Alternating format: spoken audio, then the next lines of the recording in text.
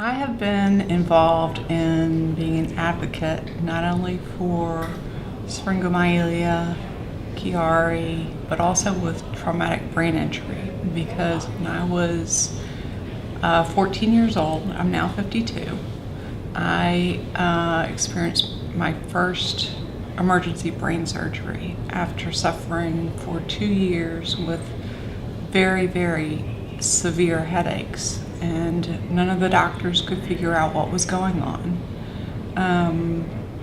They thought it was migraines, because I do have a family history of migraines.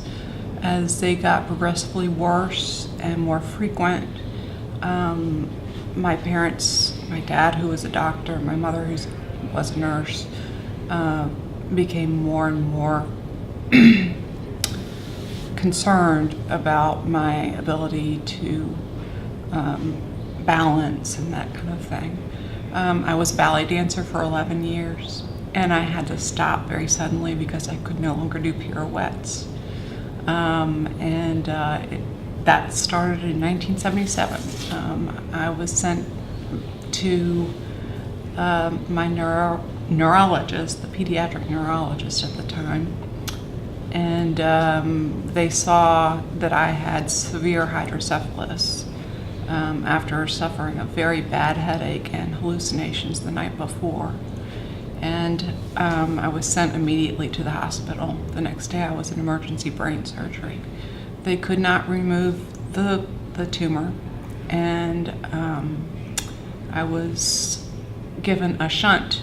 And back then, they're very primitive. I still have 2 rubies and a piece of metal in my shunt, and it's the original shunt, which is a huge miracle. I've had three brain surgeries actually since then.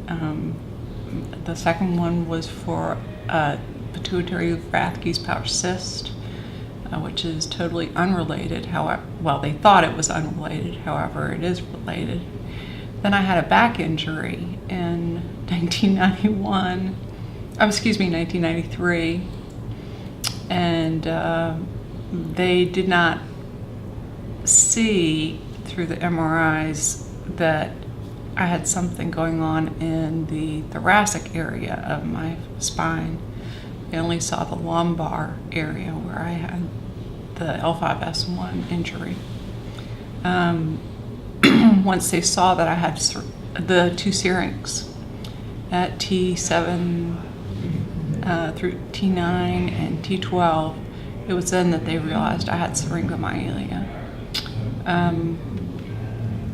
I have a very long medical history. 2 pages. I have to hand this to my doctor. I've had everything, and in between that, I've had the classic symptoms, and I am degenerating very quickly now.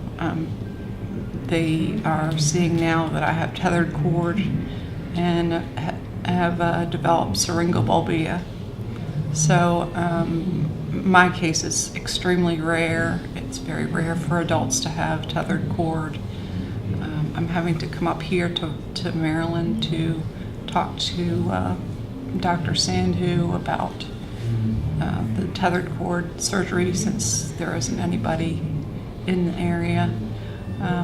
My hope and prayer is that we will find a cure for this. No one needs to go what I went through. I've lived with this pain since I was, 1993 is when the severe pain started. But the brain surgery was the first thing in 1977 when I was 14. And that was very difficult. I don't want anybody to have to go through this. We definitely need to find a cure. We definitely need funding. I'm going to be asking Governor Warner for increased funding and research to find cures for syringomyelia and Chiari, syringobulbia, as well as traumatic brain injury. I have been diagnosed with traumatic brain injury as well. I prepared a list of all the medications I'm on. and I have to hand this to every doctor.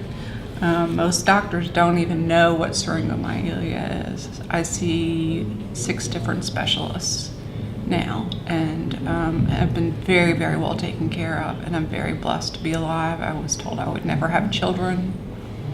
I ended up having 2 children, but I was, of course, under high risk.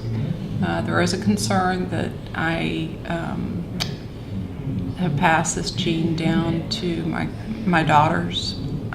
We're seeing some signs in one of my daughters. However, she's doing very, very well. She's doing Spartan races and is ready for the CIA. So, fortunately, she's not had the brain issues that I did when I was 14. She's now 16. Really, my purpose of being here is to be an advocate for all those of us who suffer in silence with these invisible diseases and are in pain. I have to sleep 2 to 3 hours every day to relieve the pain. I am on so many medications, not only for the traumatic brain injury, but also for the pain that I'm in. And I am also allergic to narcotics and NSAIDs, so I'm very limited in what I can take. That's basically it. Also, one other major point is my syringomyelia was diagnosed in 1994 when there were very, very few researchers out there. And I worked for 10 straight years, putting my husband through school. And it was during the time that he was in school that I was injured. I ended up having to stop work, and it wasn't until 2004 that my neurosurgeon, Dr. John Ward at VCU, who does specialize in pediatric syringomyelia, realized that what I have is indeed the cause of all of these related issues that I have from my long medical history. And I am now not eligible to get SSI or SSD. That is a huge problem. There are a lot of people who are in my same situation where there's no way to get SSI or SSD because there wasn't, at the time, any medical technology. Fortunately, medical technology has started showing up, and people are becoming more and more aware of it, but there definitely needs to be more awareness of not only syringomyelia and Chiari and EDS, but also of traumatic brain injury, especially for the pediatrics. Pediatricians. They've got to be aware of the signs, and there are very few who do know about it. So I went to speak to the General Assembly of Virginia about getting funding for traumatic brain injury, and I'm here in Washington to hopefully get the same for everybody who suffers with everything that I've had to suffer with.